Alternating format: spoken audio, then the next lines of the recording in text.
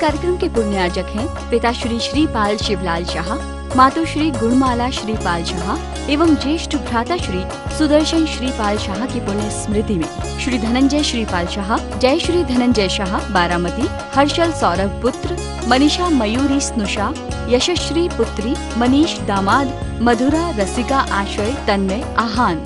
जय जैन बंधु, समीचीन विकल्पों का सम्यक समाधान इस लोकप्रिय कार्यक्रम में मैं आप सभी का स्वागत करता हूँ। मुनि श्री सुप्रभ सागर जी महाराज के पावन मुखारविंद से हम सब लोग समीचीन विकल्पों का सम्यक समाधान सुन रहे हैं।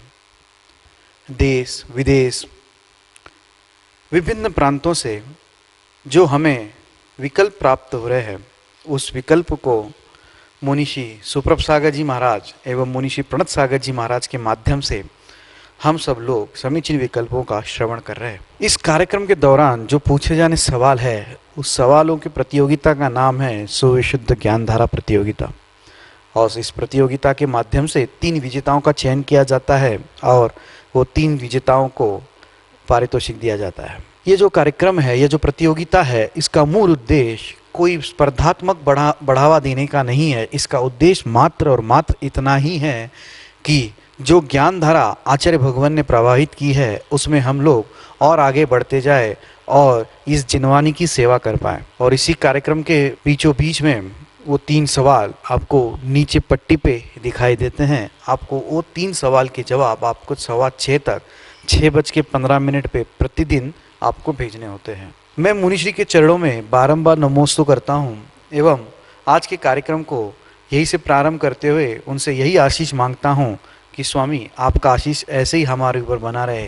नमोस्तु नमोस्तु नमोस्तु महाराज जी। संसार में अनंत प्राणी हैं और उन अनंतानंत प्राणियों में मात्र सोचने समझने हिताहित के विवेक की शक्ति मात्र उन संगी जीवों में होती है। और उन संगी जीवों में भी जो अपने उन विकल्पों को व्यक्त करने में समर्थ हैं, वह एकमात्र मनुष्य है। विकल्प तो उन मनुष्यों में प्रतिपल कोई न कोई उत्पन्न होते रहते हैं, लेकिन उन विकल्पों में समीचीनता तभी आती है जब हमारा विवेक जागृत होता है, और उनका सम्यक समाधान भी तभी प्राप्त होता है जब किसी निर्ग्रंथ गुरु के माध्यम से वह हमें प्राप्त होता है।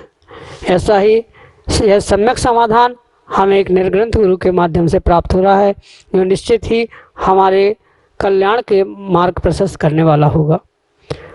प्रारंभ करते हैं आज का सम्यक समाधान।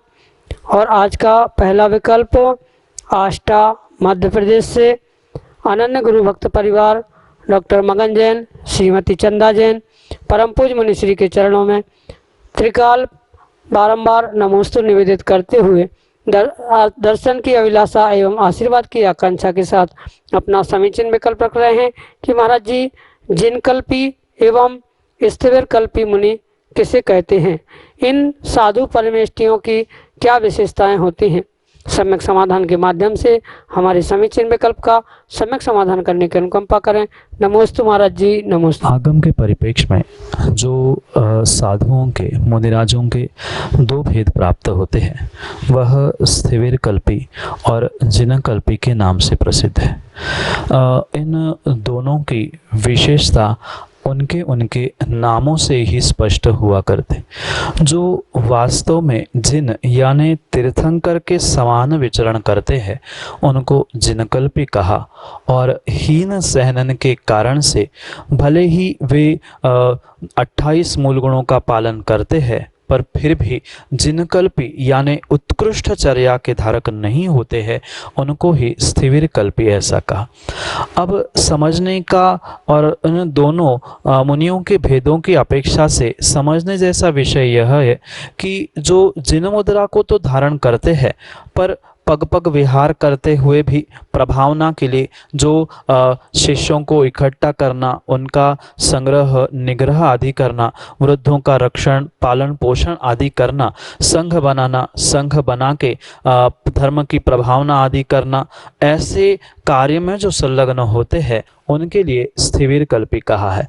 पर जो जिनकल्पी मुनिराज होते हैं वे उत्तम सहनन के धारी होने के कारण, वज्र ऋषभ नारद सहनन के धारक होने के कारण से वे एकल विहारी ही हुआ करते हैं।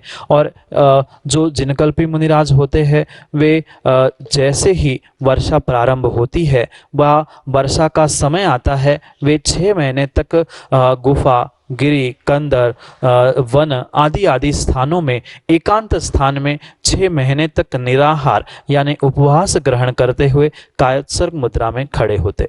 पर वहीं पर जो स्थिविर कल्पी होते हैं वे मंदिर, धर्मशाला, नगर आदि आदि स्थानों में चातुर्मास आदि करते हैं और शेष स्थानों में भी, शेष समय में भी वे विहार आदि करते हैं।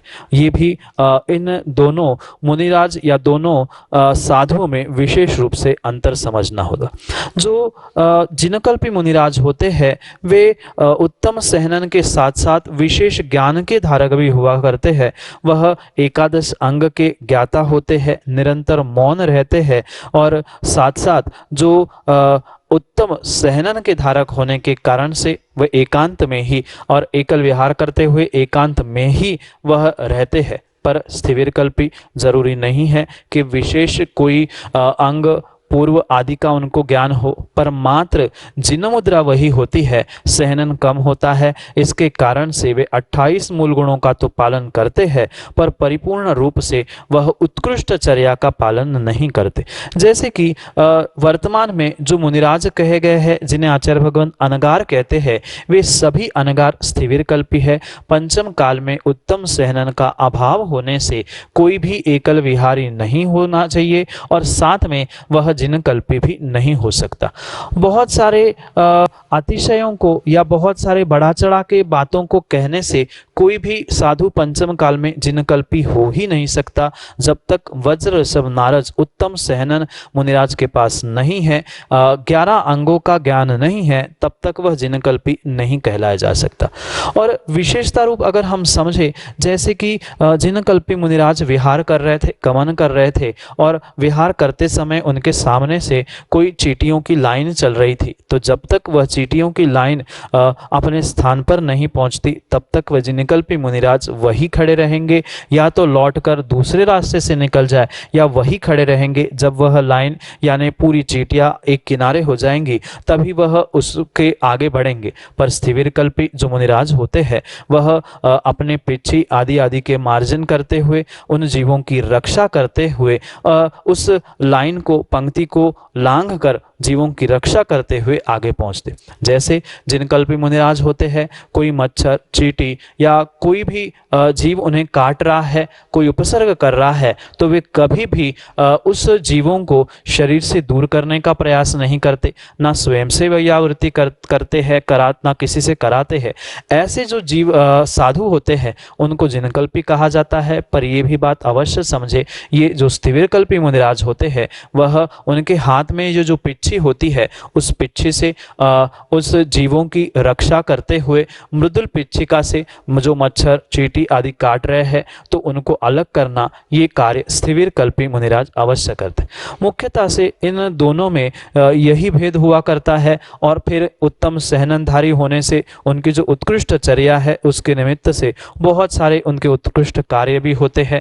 पर स्थिविर कल्पी भले ही उत्कृष्ट कार्य या उत्कृष्ट सहननधारी नहीं होने से सर्वोत्कृष्ट उत्तर गुणों को नहीं पालते हैं, पर मूल गुणों में वे अपने आप में और उन मूल गुणों में बहुत परिपूर्ण रूप से दक्ष रहते हैं। निष्प्रमाद होते हुए उन 28 मूल गुणों की वह चर्या अवश्य करते हैं। मात्र और मात्र इन दोनों में मुख्य अंतर उस सहनन, ज्ञान और काल के निमित्त से ही हमें समझना होगा। वर्तमान में कितनी ही उत्कृष्ट चर्या क्यों ना हो, पर वह उत्तम सहनन का पंचम काल में अभाव होने के कारण से वह कभी भी जिनकल्पी मुनिराज पंचम काल में नहीं हो सकते।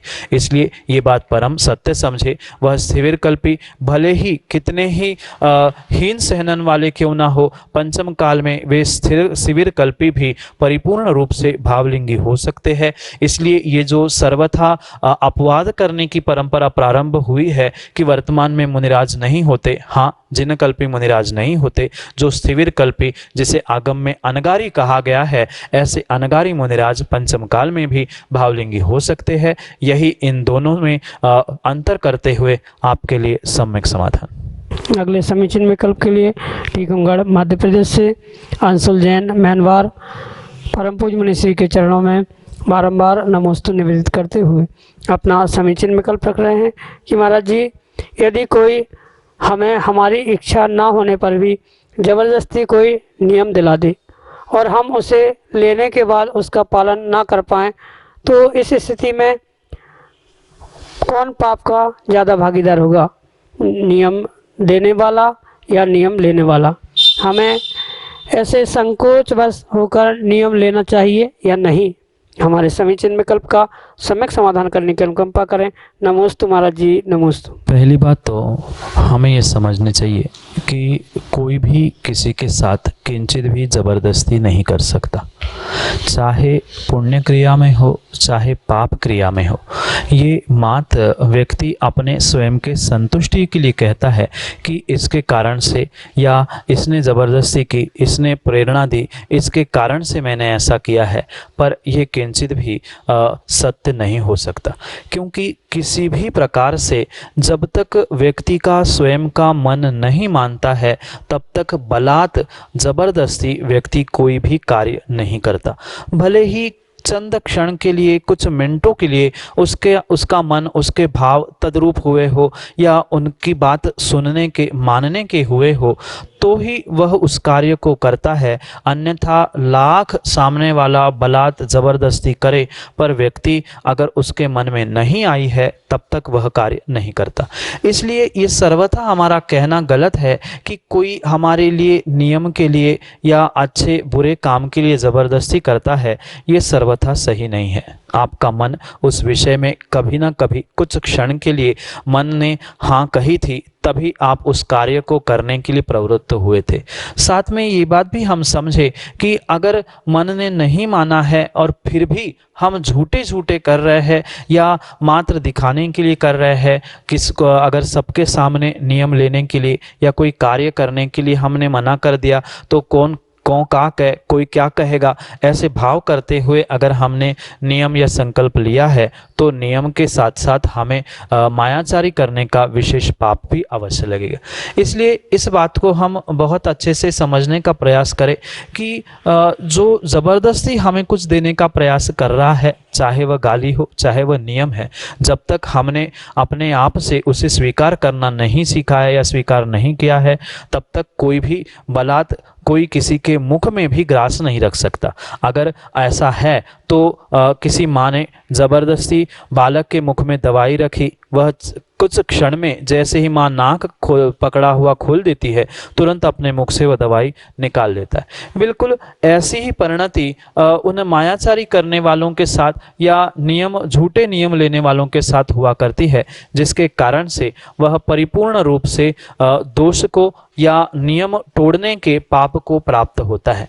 ये भी अवश्य समझे, जो सामने वाला व्यक्ति या कोई भी हो जो नियम देने के लिए या नियम लेने के लिए आपको प्रवृत्त कर रहा है, वह आपको प्रेरणा दे रहा है। मैं उनके लिए भी अवश्य कहना चाहता हूँ, सामने वाले का सामर्थ्य, सामने वाले की योग्यता और सब कुछ देखते हुए उनको नियम के लिए प्रेरणा करनी होगी। पर उसका अर्थ ये नहीं है कि प्रेरणा देना यानी सामने वाले को बहुत प्रेरणा भिन्न है और प्रेरणा देना भिन्न विषय है।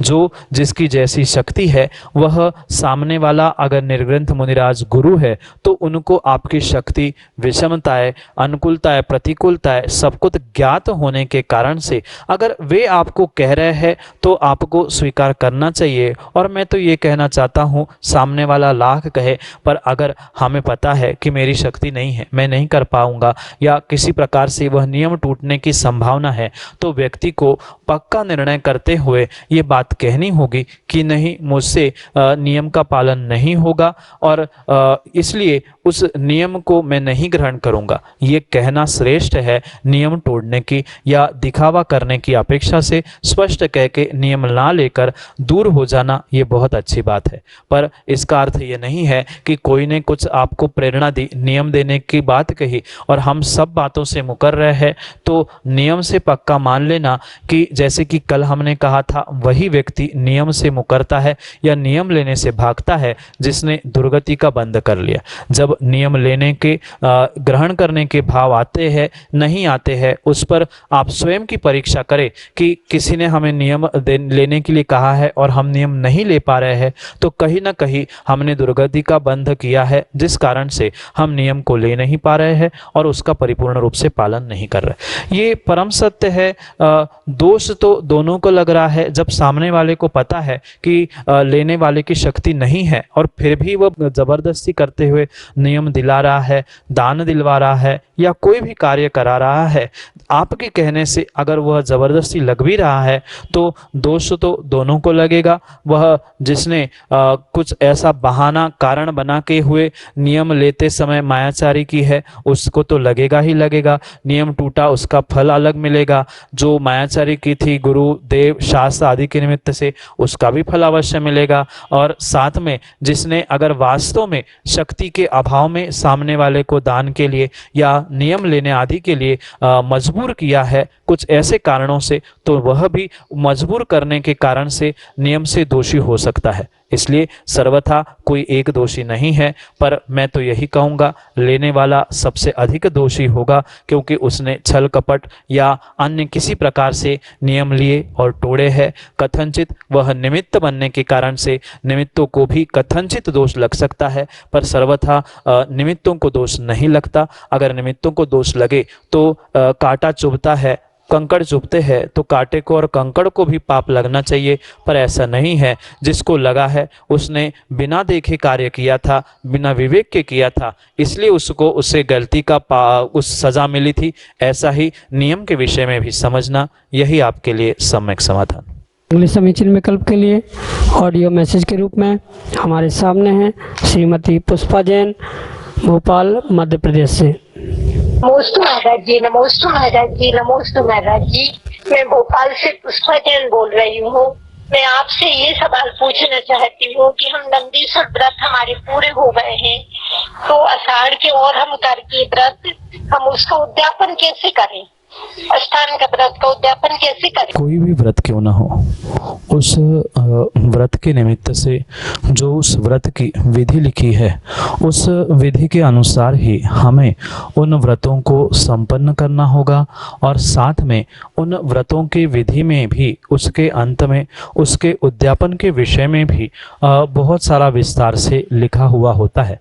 बिल्कुल उसी प्रकार से उस उद्यापन की विधि आदि करना चाहिए। जैसे कि आपने उस नंदीश्वर व्रत को पूर्ण कर लिया है, अष्टानिका व्रत को पूर्ण कर लिया है, तो जैसे उस विधि में, उस व्रत की विधि में लिखा होगा या उस नंदीश्वर विधान को हम करके उस व्रत का उद्यापन कर सकते हैं।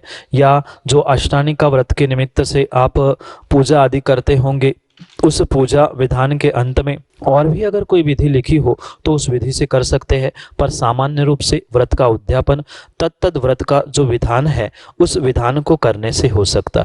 जरूरी नहीं है कि हम बहुत बृहत स्तर पे उस विधान को कर ले जिससे निष्ठापन हो, पर सामान्य रूप से भी अगर हम उस विधान को कर ले, और जो अनेक स्थानों पर दान आदि देने की परंपरा होती है, कहीं दान देकर हम उद्यापन कर सकते हैं, चाहे ग्रंथ दान, जिनवाणी का दान, या जो 4 प्रकार के दान की व्याख्या है, उन 4 प्रकार के दानों को देकर उस विधान आदि को करके हम आप उस अपने व्रत की पूर्णता के बाद उद्यापन कर सकते हैं। यही आपके लिए सम्यक समझ। श्रीमती कल्पना कपिल जैन, सागर मध्य प्रदेश से, अपने ऑडियो मैसेज के साथ हमारे सामने। वे गुरुवर के चरणों में मेरा मन वचन काय से बारंबार नमोस्तु नमोस्तु नमोस्तु।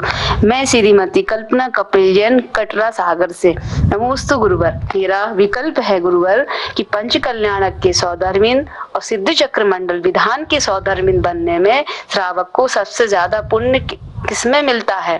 श्रावक को सौधर्मिंद्र बनना चाहिए कि भगवान के माता पिता, इन दोनों में सर्वश्रेष्ठ क्या है?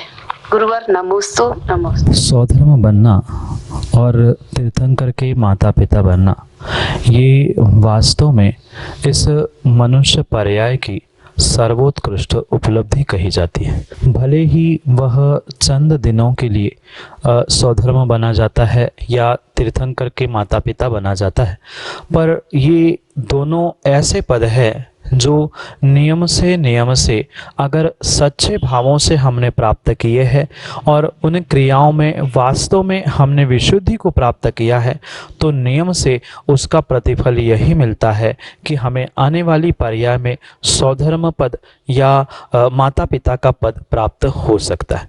इसलिए बहुत अच्छी बात तो यही है कि हम चाहे सिद्ध चक्र महामंडल विधान में स्वधर्म बने या पंच कल्याणक में माता पिता या स्वधर्म बने, परिपूर्ण रूप से हमारे परिणामों की विशुद्धि कहाँ पर बन रही है उसके अपेक्षा से हमें उसके पुण्य पाप के विषय में समझना होगा। ये तो सहज बात है। जो पंच कल्याणक होते हैं उस पंच कल्याणक के निमित्त से विशिष्ट क्रिया और विशेष क्रियाओं के द्वारा व्यक्ति को उस स्वधर्म पद को आभूषित करने का सौभाग्य मिलता है।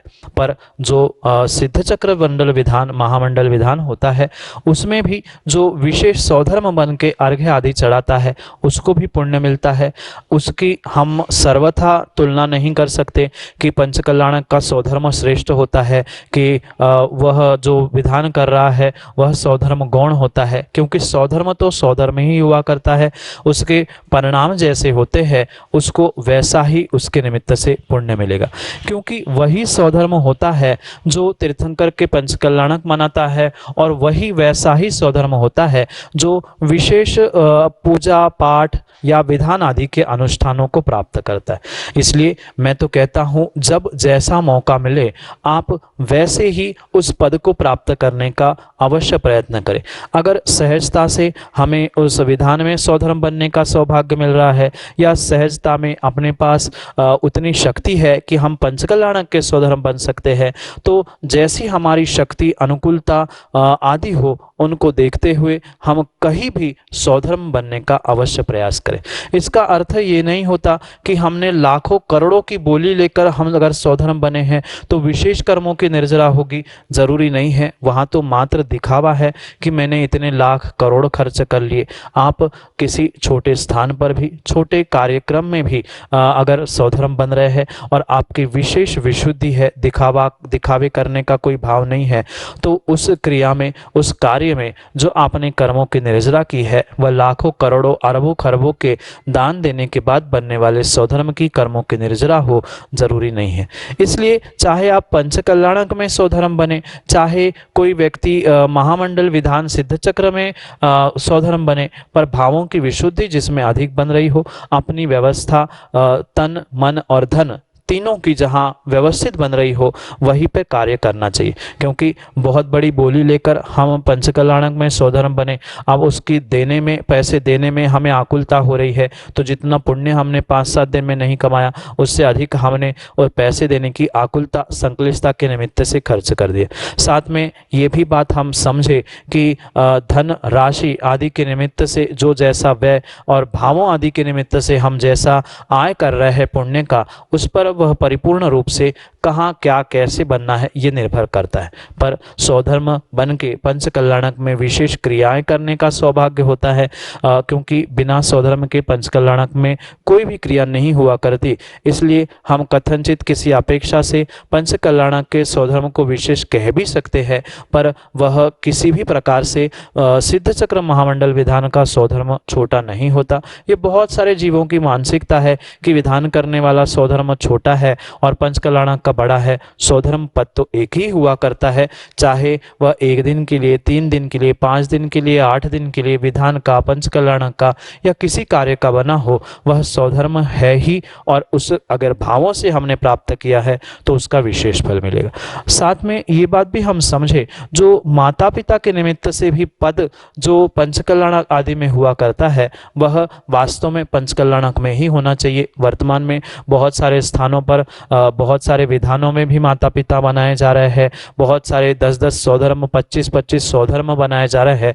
ये वास्तव में कोई आगमोक्त क्रिया नहीं है, मात्र सौधर्म एक ही होता है। और माता पिता का स्थान मात्र पंचकल्याणक में, जहाँ गर्भ कल्याणक, जन्म कल्याणक आदि मनाए जाते हैं, वहीं पर हुआ करता है। इसलिए सर्वोत्कृष्ट बात यही है कि सबसे पहले हम सौधर्म, आप सौधर्म बने, या जिसको दोनों में से क्या बने इसमें विकल्प है, तो पहले सौधर्म बने, फिर उसके बाद जब सौधर्म के बाद नियम आदि लेते हुए माता पिता बनने का सौभाग्य भी प्राप्त करें, क्योंकि दोनों ऐसे स्थान हैं, दोनों ऐसे कार्य हैं जिसे अवश्य से ही अवश्य हमें प्राप्त करना होगा। इसलिए सबसे पहले हम सौधर्म बनने का सौभाग्य प्राप्त करें। यह कार्यक्रम प्रतिदिन शाम को 4 बजे पारस टीवी चैनल पे एवं 5:13 पे प्रतिदिन सुप्रभु आज इस यूट्यूब चैनल से प्रसारित होता है। अगर आप इस कार्यक्रम से जुड़ना चाहते हो, अगर आप इस कार्यक्रम से जुड़े हुए सवाल या अपने मन में उठने वाले विकल्पों को शांत करना चाहते हो, तो जो हमारा व्हाट्सएप का नंबर है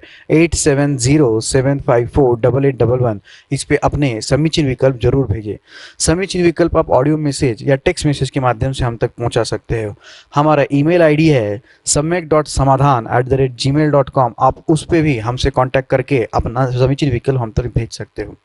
अगर आप घर बैठे अपने संपत्ति को सदुपयोग करना चाहते हो, अगर यह संपत्ति में दान करना चाहते हो, ज्ञान दान में देना चाहते हो, तो आप हमसे जरूर संपर्क करें, क्योंकि मुनिश्री के प्रवचन एवं मुनिश्री के जो यह सम्यक समाधान कार्यक्रम आता है, इसके पुण्यार्जक बन के आप पुण्य का लाभ ले सकते हैं घर बैठे बैठे। तो चलो चलते हैं, आज की इस कार्यक्रम को, आज की इस बेला को यहीं पे समाप्त करते हैं। और एक चीज और बताते हैं, सुप्रभु चैनल पे आप अपना सब्सक्रिप्शन जरूर दे दीजिए, सब्सक्राइब करिए सुप्रभु चैनल पे एवं उसको लाइक जरूर करिए, ताकि आपको हर बार जो भी अपलोड होता है उसका आपको नोटिफिकेशन आए। सुविशुद्ध ज्ञान धारा इस प्रतियोगिता के विनर जो होते हैं, शाम को 6:45 पे आचार्य भक्ति इस कार्यक्रम का लाइव प्रसारण यूट्यूब चैनल से होता है। उसके बीचों बीच में आपको उसके जो विजेता है, लकी विजेता है, उनका नाम घोषित किया जाता है। तो चलो चलते हैं, मुनिषी के चरणों में नमोस्तु करते हुए इस कार्यक्रम को यहीं पे समाप्त करते हैं। नमोस्तु नमोस्तु नमोस्तु। इस कार्यक्रम के पुण्यार्जक हैं पिता श्री श्रीपाल शिवलाल शाह, मातोश्री गुणमाला श्रीपाल शाह एवं ज्येष्ठ भ्राता श्री सुदर्शन श्रीपाल शाह की पुण्य स्मृति में श्री धनंजय श्रीपाल शाह, जय श्री धनंजय शाह बारामती, हर्षल सौरभ पुत्र, मनीषा मयूरी स्नुषा, यशश्री पुत्री, मनीष दामाद, मधुरा रसिका आश्रय तन्मय आहान।